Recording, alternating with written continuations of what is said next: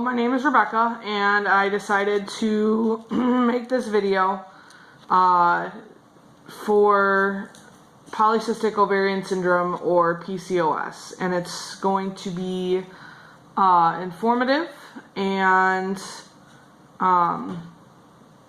it will give everybody the opportunity to know what PCOS is and what it does and how it affects women all around the world. So the main purpose of this first video, I want to just go over the symptoms, and I don't want to go into too much detail, but I also want to just give everybody an idea of what women go through, since this disease affects 1 in 20 women all over the world. So first one being facial hair. So you can see, obviously, I have it. This is probably about a little over a week's worth of growth. Mine typically will grow all along here. I actually just recently tweezed all of this. And we'll also get upper lip. So I got that waxed the other day, which didn't work too well. Generally, it's caused by an increase of male hormones. So every female has a certain level of androgens and testosterone, which are the two male hormones. And every male has a certain level of estrogen, which is the female hormone. Varying levels, will cause different things. So with PCOS, we have a very high amount of androgens and testosterone. This causes a lot of the different symptoms throughout this list. So sometimes when it comes to the facial hair, it's not just on the, it's not the entire face. So it'll be, some women have it on just the chin. Some women have it really mainly down on the neck. It all varies. But generally, case to case, it's dark and it's coarse, depending on, obviously hair color and all that. Me personally, it's very painful to tweeze, and waxing waxing very rarely works unless the hair is long enough, or if you use hard wax, which I plan on using over the next couple days. Many women, typically including myself, will shave. I've been shaving personally since I was about 15. Or some women will bleach, just to try and hide it. A lot of women will wear makeup. As soon as they shave, they throw on makeup, and they won't leave the house, or they won't even, be with anybody else unless they have makeup on, and that can be very, very difficult. Weight gain. As you can see, I'm overweight. The thing with the weight is it's very easy to put on, and it's also very hard to lose. A very big topic of discussion amongst women that have PCOS is what works for other women. What is the best course of action to take towards losing the weight? And the thing that makes the most difficult is this weight gain is from insulin resistance. So our bodies are not processing the sugars like they should be. And that can just make it almost impossible to lose the weight. I have been struggling with my weight for years on years on years on years. And I've tried, multiple different things. Generally, it's the only way to lose it is to go on a very, very strict diet, and exercise, routine. Unfortunately, obviously, women that are like me, that are bigger, when it comes to exercise, it's difficult. I can't run, I can't jog, it hurts to stand for long periods of time. I'm on my feet 8 hours a day at work, and, that's very difficult. It can be done, it's hard to do. And it takes a lot of strength mentally and emotionally. Another symptom that for a lot of women is very hard to talk about and hard to think about is infertility. So the thing with PCOS is it's obviously you have cysts on your ovaries, and not every single woman has cysts on their ovaries, but they have other symptoms. And generally the cysts are equal to no cycle or a very irregular cycle. So me personally, I have not gotten my period in probably 10 months since I stopped taking my birth control. That was the only thing that my birth control did for me, was really just make me have my period. And, you know, for a lot of women that suffer from PCOS, that's all it really does.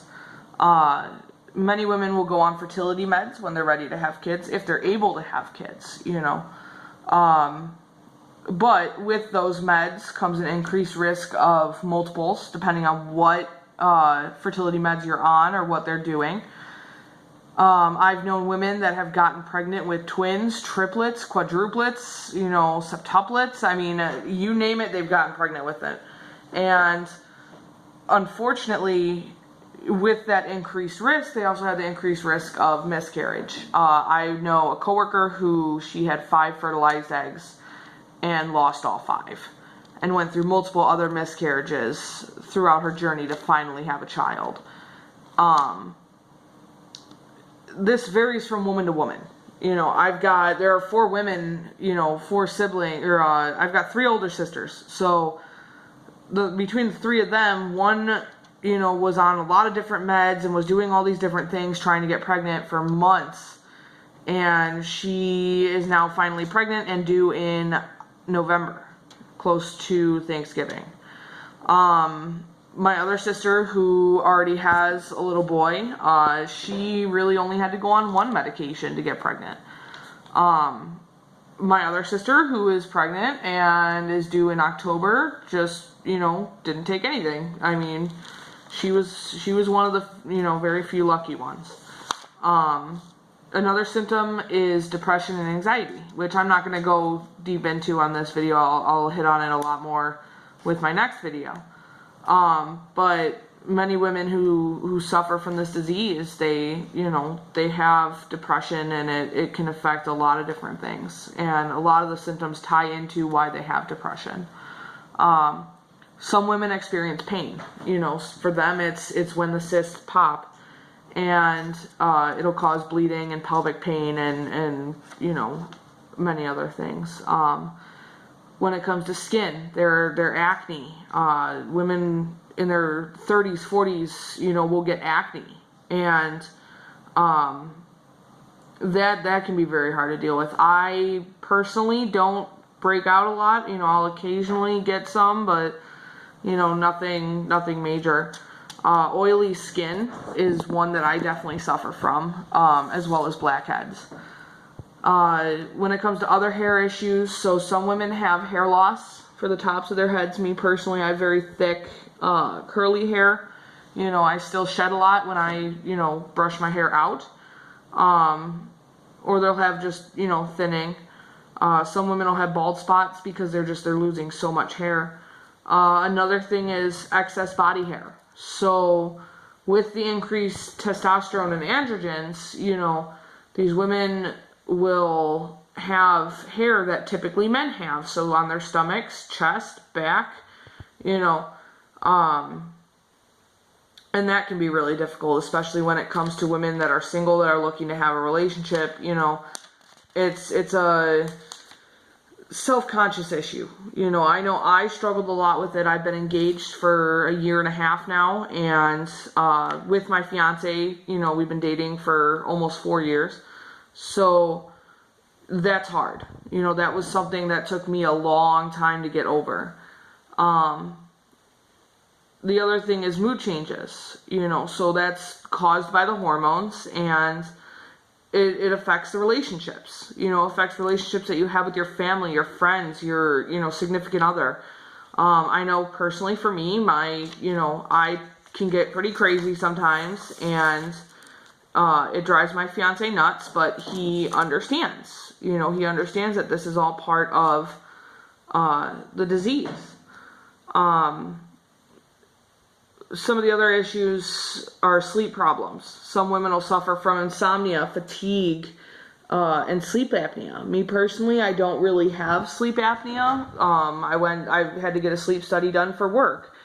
And the doctor basically told me, he's like, you know, the only time you really snore is when I'm laying on my back. you know, and even then he's like, it's virtually nothing. So that's kind of it for this video. I just wanted it to be an introductory video into PCOS and what these women suffer through, and face on a daily routine. If you guys have any questions, comments, concerns, feel free to comment on the video. I'm going to provide a link to my hashtag Ask Me About My Beard Facebook page. You can also just look it up on Facebook. It should be one of the first things to pop up. Feel free to request to be added onto that Facebook page and keep track. And I'm going to be posting a lot of things there, a lot of pictures, a lot of, updates on how I'm doing personally. And yeah, I mean, ask questions, don't be afraid to ask me, hey, what about, what are you doing for weight gain? What are you doing for this? What are you doing for that? Ask me. I am open to questions. This is the entire reason why I'm doing this video. So I look forward to hearing from you guys, and until next week, bye.